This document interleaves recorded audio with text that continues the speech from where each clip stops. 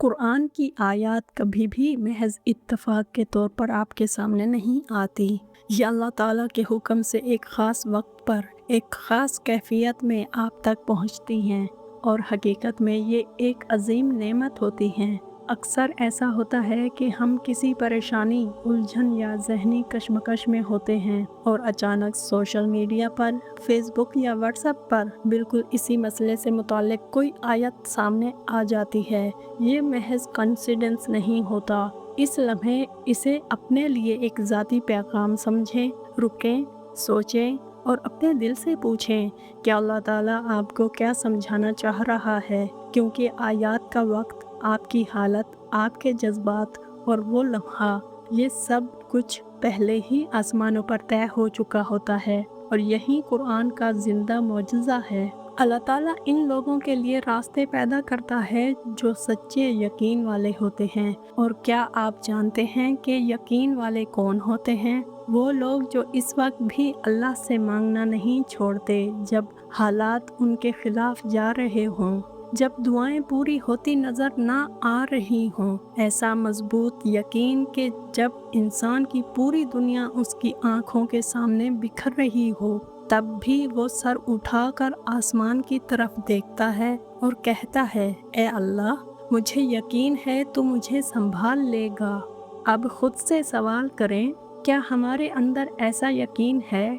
क्या हम अपने मंसूबों को छोड़कर अल्लाह के फैसलों पर राज़ी हो सकते हैं? हकीकत ये है कि हम में से अक्सर लोग फ़ौरन घबरा जाते हैं, परेशान हो जाते हैं और फिर शिकायत करने लगते हैं, अल्लाह ने मेरी दुआ कबूल ही नहीं की। हालांकि हम भूल जाते हैं कि अल्लाह खुद फरमाता है, क्या तुमने ये गुमान कर लिया है कि तुम सिर्फ ये कह दोगे कि हम ईमान लाए और तुम्हें आजमाया नहीं जाएगा? याद रखो, अल्लाह को पाने के लिए मेहनत करनी पड़ती है, सब्र करना पड़ता है और यकीन की सख्त आजमाइशों से गुजरना पड़ता है। तब जाकर ज़िंदगी में वो मौजज़े ज़ाहिर होते हैं जिनका हम तसव्वुर भी नहीं कर सकते।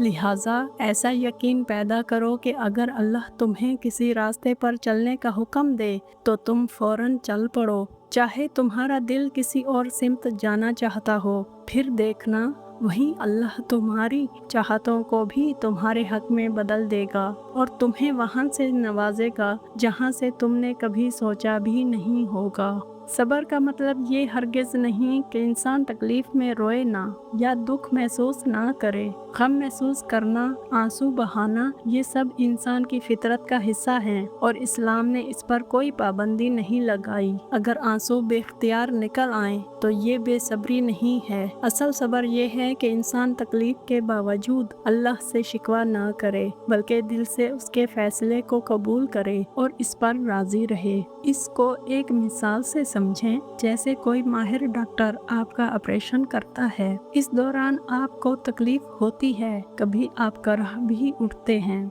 लेकिन आप डॉक्टर से नाराज नहीं होते। क्यों? क्योंकि आपको यकीन होता है कि वो जो कुछ कर रहा है आपकी भलाई के लिए कर रहा है। बिल्कुल उसी तरह अल्लाह के फैसलों में भी हिकमत होती है, चाहे वो हमें इस वक्त समझ ना आए। आपके वो आंसू जो खामोशी से बहते हैं, जो किसी को नजर नहीं आते, वो भी अल्लाह ताला की नज़र में होते हैं। वो आपके दर्द से बेखबर नहीं है। आप शायद ना जाने, लेकिन वो हर लम्हा आपकी हिफाजत कर रहा होता है, आपके लिए बेहतर फैसले कर रहा होता है। ये भी याद रखें, हर तूफान तबाही नहीं लाता। कुछ तूफान जिंदगी बदलने के लिए आते हैं, जैसे हज़रत नूह अलैहिस्सलाम के लिए तूफान शिकस्त नहीं बल्कि कामयाबी का जरिया बना। इसी तरह आपकी आजमाइश भी आपकी जीत बन सकती है। इब्तदा में दर्द ज़रूर होता है, दिल टूटता है, मगर अंजाम में शिफा मिलती है। अल्लाह आपको इस तरह नवाजेगा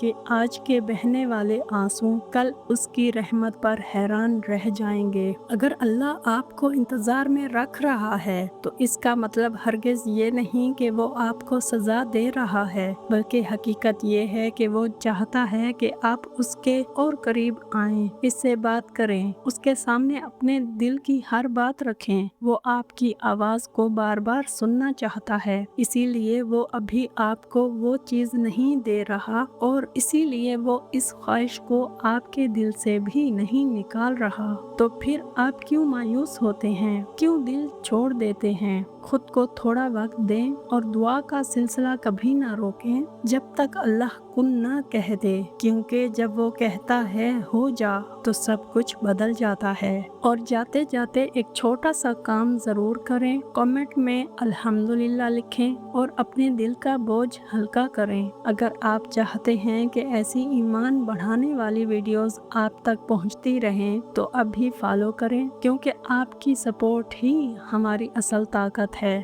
جزاک اللہ خیرہ۔ اللہ حافظ۔